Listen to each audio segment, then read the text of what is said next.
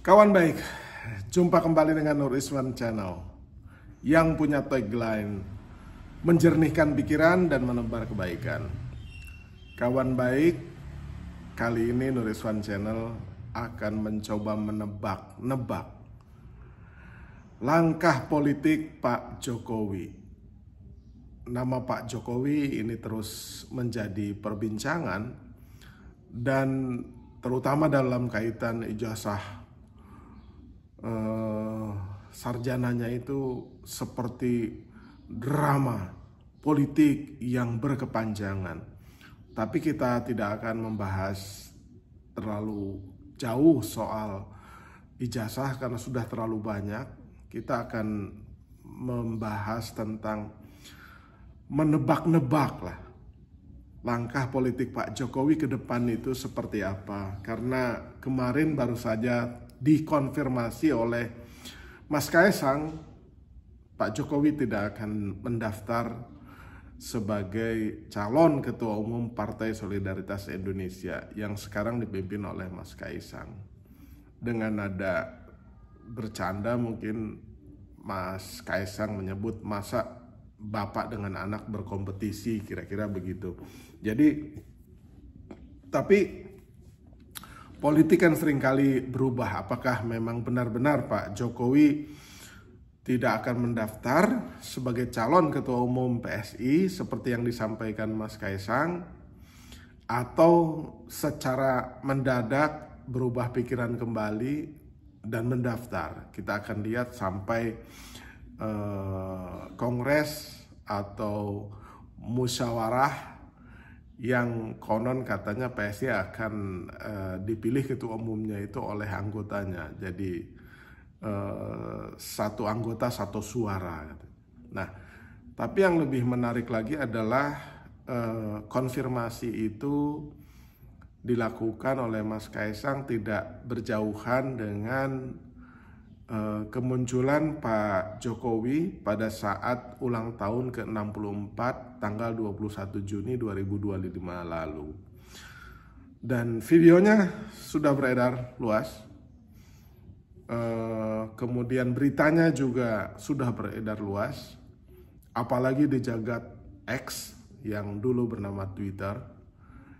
Tentang memang sakitnya Pak Jokowi, dan kemunculan kemarin mengkonfirmasi memang nampak Pak Jokowi itu sedang dalam pemulihan dari sakitnya, sehingga kini belum ada keterangan yang sangat resmi ya tentang sakitnya Pak Jokowi. Tetapi kalau di dunia politik itu menambah spekulasi banyak hal, tetapi kita kembali saja, siapapun yang sedang sakit atau dalam pemulihan dari sakitnya, ya kita doakan semoga cepat sembuh. Demikian juga untuk Pak Jokowi. Nah, sebenarnya kita ingin melihat apa kira-kira yang diambil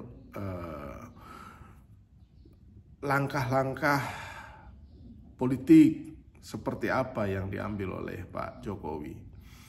Karena kita sudah punya presiden ya, dalam 3 presiden terakhir lah ya, itu biasanya tetap menjadi tokoh politik gitu. Tapi 2 saja kita sebut. Pertama, Ibu Megawati ya. Ibu Megawati pasca lengser menjadi presiden, dia atau beliau tetap menjadi ketua umum Partai Demokrasi Indonesia Perjuangan, bahkan hingga kini ya, menjadi ketua umumnya. Jadi menjadi pemegang kendali penuh dari partai yang dipimpinnya, yaitu dengan menjadi ketua umum. Kemudian Pak SBY, Susilo Bambang Yudhoyono, setelah tidak lagi menjadi presiden,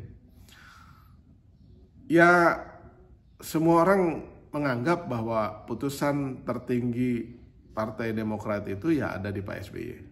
Jadi seperti Bu Mega di Demokrat, pemegang kendali penuhnya persepsi publik itu tetap Pak SBY. Walaupun Pak SBY tidak menjadi ketua umumnya, ya sekarang ini. Beliau hanya menjadi ketua majelis tinggi. Tetapi kalau seingat saya kalau di ADART Partai Demokrat ya putusan-putusan tentang strategis itu ya itu harus disetujui atau didiskusikan dengan ketua majelis tinggi. Ketua umumnya sendiri anaknya adalah Mas AHY, Agus Harimurti Yudhoyono. Nah, ini dua model yang mungkin menjadi contoh, ya. Nah, tapi landasan berpikirnya kan mungkin kenapa setelah lengser jadi presiden? Karena jabatan presiden itu kan puncak tertinggi dari karir politik, ya. Presiden, tapi beliau-beliau, Bu Mega maupun Pak SBY itu kenapa masih menduduki posisi strategis di sebuah partai? Ya tentu itu adalah hak demokrasi dari beliau berdua dan mungkin itulah cara untuk terus bisa mengabdi kepada bangsa dan negara gitu. Itu asumsi positifnya ya kira-kira begitulah.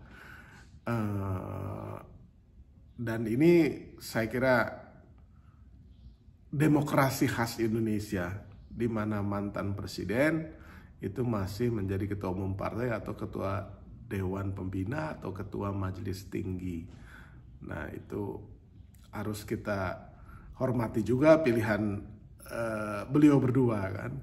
Soal yang tidak setuju ya boleh-boleh saja, tapi faktanya kan anggota partai atau pengurus partai di keduanya itu ya tetap memilih mereka berdua sebagai simbol utama di dalam partai tersebut. Oke, kira-kira nah Pak Jokowi apakah akan menempuh langkah ini ya? Kalau akan menempuh langkah ini seperti apa dan di mana partainya? Ya, sejak 2024 kemarin PSI sudah identik dengan Pak Jokowi. Dulu PSI ini identiknya dengan Jeffrey Govani, ya salah satu pemegang saham terbesar di PSI, konon begitu. Kemudian ada Grace Natali, ada Raja Juli, ya. Ada banyak yang lain, tetapi PSI sejak menjelang pemilu 2024 itu identik dengan Pak Jokowi dan keidentikan itu disahkan atau ikatan dengan Pak Jokowi itu disahkan dengan cara apa? Dengan cara Mas Kaisang sebagai ketua umum PSI. Sayangnya PSI tidak lolos tuh. Dengan logistik yang besar, dengan jaringan yang kuat dan dukungan-dukungan dari yang lain, ternyata hanya memperoleh 2,8% alias tidak lolos parliamentary threshold. Tetapi di tingkat DPRD, PSI itu punya kurang lebih 180, ya 180 DPRD, melonjak lebih dari 3 kali lipat perolehan kursi DPRD-nya di tahun atau di pemilu 2019. Nah, kembali ke Pak Jokowi, kira-kira apakah Pak Jokowi akan menjadi tokoh penting di PSI? Nobody knows. Tapi awalnya spekulasi itu beredar luas bahwa mungkin Pak Jokowi akan menempuh jalan seperti Bu Megawati, menjadi ketua umumnya sendiri di PSI gitu. Tetapi perkembangan terakhir ternyata belum jadi atau tidak jadi. Kenapa belum jadi? Karena kongres atau acara musyawarah nasionalnya PSI itu belum resmi ditutup, jadi belum ketahuan siapa. Jadi kalau mendadak tiba-tiba Pak Jokowi daftar, hampir dapat dipastikan Pak Jokowi bisa menjadi ketua umum. Tetapi apakah akan menempuh jalan itu? Itu adalah yang sedang dipertimbangkan saya kira oleh Pak Jokowi secara serius. Nah, kalau misalkan beliau benar tidak menjadi calon ketua umumnya, pertanyaan berikutnya, apakah beliau mau masuk menjadi pengurus teras di PSI tersebut? Ini juga harus kita tunggu. Ini opsi kedua. Jadi opsi pertama menjadi ketua umum, kita belum tutup opsi itu sampai kemudian Kongres PSI-nya berakhir. Opsi kedua, boleh jadi Pak Jokowi tidak masuk menjadi calon ketua umum, tapi menjadi seperti Pak SBY. Ini opsi keduanya. Menjadi ketua Dewan atau ketua Majelis Tinggi atau ketua Dewan Pembina atau ketua Dewan Kehormatan, pokoknya penasehat utama dari DPP di DPP tersebut ya. Jadi itu berarti kalau ini yang ditempuh berarti beliau menempuh jalan seperti Pak SBY gitu. Opsi ketiga apa? Beliau tidak masuk PSI, tetapi ya, beliau menjadi tokoh utama PSI karena terlanjur dan sudah pasti identik dengan PSI. Meskipun beliau tidak di dalam PSI, tidak di dalam kepengurusan, sepanjang ketua umumnya adalah Mas Kaisang, ya, atau juga boleh yang lain, mungkin hanya sekedar simpatisan PSI, atau mungkin di beberapa kesempatan acara PSI dia hadir, atau statement-statementnya mengarahkan dukungan politiknya kepada PSI, yaitu Pak Jokowi akan selalu identik dengan PSI gitu. Nah, opsi lain apa? Opsi lain beliau masuk ke partai lain ya. Sinyalemen beredar luas ketika itu Pak Jokowi akan masuk di Partai Golkar. Nah, ini akan juga secara politik akan menguntungkan kedua belah pihak. Golkarnya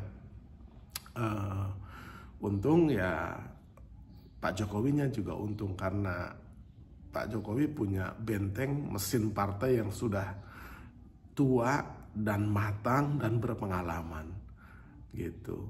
Tapi Pak Jokowi tidak akan menjadi pemegang saham mayoritas di Golkar karena Golkar itu sistemnya sudah amat sangat established, mapan. Siapapun orang yang masuk ke partai tersebut ya, dengan kekuatan logistik atau jaringan seperti apapun akan bertemu dengan para tokoh-tokoh, dari mulai tokoh di DPC, DPD ya kan, atau DPD tingkat 2 dan DPD tingkat 1 provinsi sampai dengan DPP, karena di situ berkumpul para tokoh yang juga masing-masing punya saham terhadap Partai Golkar. Ada Pak Luhut, ada Pak Yusuf Kalla, ada Pak Agung Laksono, ada Pak Ginanjar, ada Pak. Jadi semua akan mentreatment sama. Ya, para anggota Golkar itu akan mentreatment sama kepada Pak Jokowi. Tetapi kalau masuk di partai ini ya itu tadi. Ya bentengnya itu amat sangat kokoh secara politik. Tetapi spekulasi masuknya Jokowi ke Golkar itu ya masih sebatas spekulasi dan masih menjadi peristiwa yang dipandang sebagai dugaan-dugaan.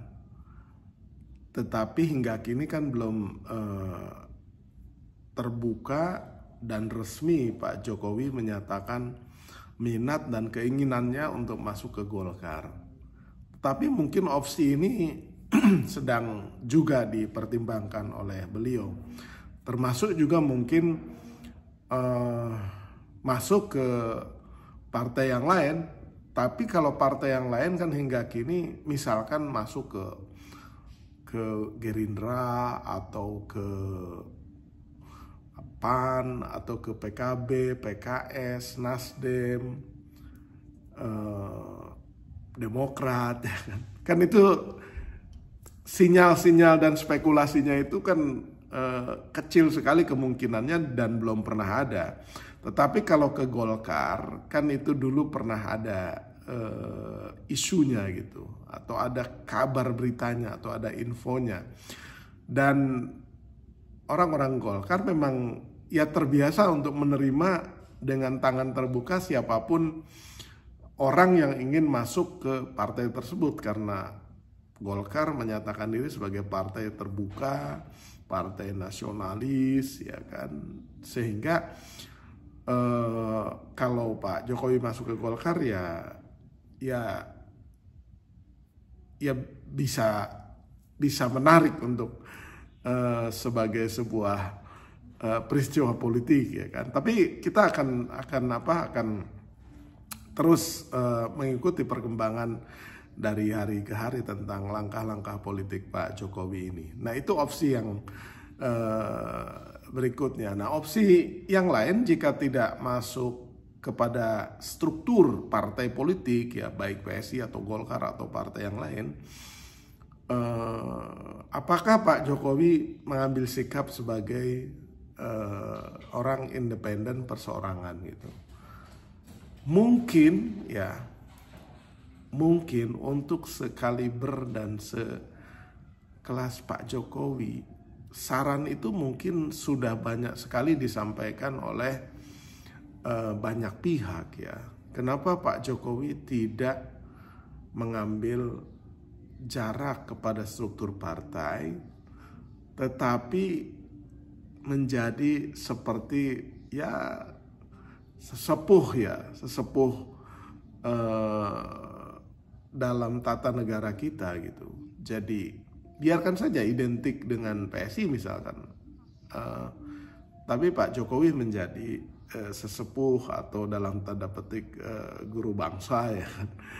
Sehingga kemunculannya itu sesekali saja dan hanya dalam peristiwa-peristiwa penting gitu. Jadi sedikit memundurkan langkahnya untuk terus tampil di publik. Tapi ketika ada peristiwa politik penting, beliau memberikan statement dan memberikan saran, memberikan masukan gitu kepada pemerintah atau kepada banyak pihak gitu. Karena sudah sejak beliau lengser dari Oktober 2024, ya, kira-kira resminya yang seperti itu, sampai sekarang rasanya meriam politik atau mercon politik atau senjata-senjata politik itu mulai bermunculan, ya. Dan barisannya yang menyerang Pak Jokowi secara politik itu kan semakin banyak gitu. Padahal kira-kira dari sisi jabatan Pak Jokowi sudah sebaiknya mensyukuri kehidupan politiknya, ya, dari wali kota, bahkan mungkin dari orang biasa menjadi wali kota, menjadi gubernur, menjadi presiden. Jadi kehidupan politik dan masyarakat sudah sedemikian memanjakan dalam tanda petik, ya, memberikan kesempatan begitu besar kepada Pak Jokowi untuk tampil. Jika Pak Jokowi menunjukkan hasrat politik kembali, ya, hasrat politik ini bisa berbagai hal. Bisa untuk dirinya, bisa untuk misalkan anak-anaknya atau menantunya, ya, bisa. Itu akan mendapatkan kemungkinan besar, ya, reaksi balik. Karena kewenangan sekarang ada di Pak Prabowo dan para pembantunya, dan kewenangan partai-partai itu juga ada di tangan ketua umum dan pengurus partainya gitu. Semakin Pak Jokowi terus muncul ke publik dengan memberikan statement, karena kemunculan politik seorang tokoh seperti Pak Jokowi itu dipandang sebagai satu peristiwa politik, apalagi memberikan statement-statement. Terlebih lagi kan kalau misalkan contoh kasus ya, walaupun tidak saya ikuti dengan serius soal ijazah itu, ya statement-statement Pak Jokowi kemudian diputar ulang oleh masyarakat. Dan kemudian juga dibantah sendiri oleh Pak Kasmujo misalkan. Kan semakin muncul, semakin memberikan pernyataan yang juga mungkin kurang pas, kurang tepat, kemudian dikonfirmasi kepada masa lalu politik Pak Jokowi dengan statement-statementnya, ya kan.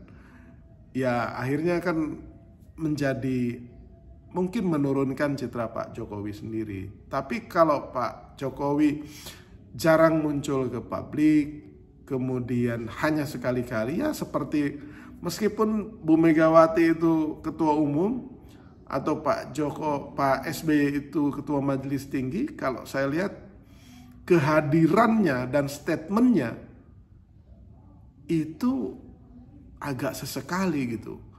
Bu Megawati meskipun menjadi ketua umum, dia tidak setiap saat itu muncul dan memberikan komentar gitu. Diukur ritmenya gitu loh Bu Megawati, apalagi Pak SBY gitu. Itu juga hanya sesekali. Tapi kalau Pak Jokowi relatifly kan mungkin sering ya, bahkan menurut saya sih ya terlalu sering kan munculnya, sehingga kalau sekedar muncul tidak memberikan statement tidak apa-apa. Tapi muncul memberikan statement, kemudian statementnya itu juga dianalisis dan catat orang dibandingkan dengan statementnya sebelumnya. Nah itu karena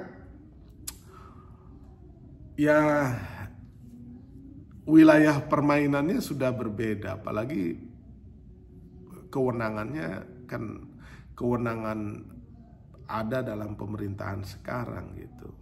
Jadi akan jauh lebih baik, seperti banyak saran orang, Pak Jokowi mempertimbangkan untuk menjadi sesepuh bangsa. Tapi kan ini semua hak prerogatif Pak Jokowi. Kalau Pak Jokowi menganggap lah Bu Mega sama Pak SBY aja boleh berpolitik terus, masa saya nggak boleh, ya kan? Nah itu memang kita harus juga menghormati hak prerogatif pilihan langkah politik Pak Jokowi, dan ini demokrasi saja gitu. Dan kalau beliau masuk ke dunia politik kembali untuk memang terus muncul menjadi tokoh politik dan melakukan langkah-langkah politik, ya tetap kita harus hormati. Tapi ya konsekuensinya nanti ada para kompetitor politik juga yang merespon secara politik juga terhadap langkah Pak Jokowi tersebut. Jadi ini adalah momen-momen krusial untuk Pak Jokowi. Selain yang tadi saya jelaskan, ya kan tidak mungkin seorang politisi yang sudah lama berkiprah itu sama sekali tidak berpolitik, itu ya tidak mungkin gitu. Malah mungkin bisa stres itu di rumah kalau tidak berpolitik sama sekali. Cuman memang kan dosisnya, ya kan, dosisnya, ukurannya ya. Tapi kalau misalkan akhirnya Pak Jokowi menjadi ketua Dewan Pembina PSI gitu, ya semakin seru dunia politik kan gitu. Dan wajah di Jawa Tengah itu pasti berbeda dengan kehadiran Pak Jokowi sebagai tokohnya PSI kan. Seperti apapun juga ya mantan presiden ya mantan presiden, followernya atau konstituennya ya pasti lumayan banyak lah gitu. Apalagi misalkan Pak Jokowi mengambil langkah politik menjadi ketua Dewan Pembina PSI ya, kalau tidak menjadi ketua umum. Dan pasti tekadnya adalah meloloskan PSI threshold di 2029 gitu.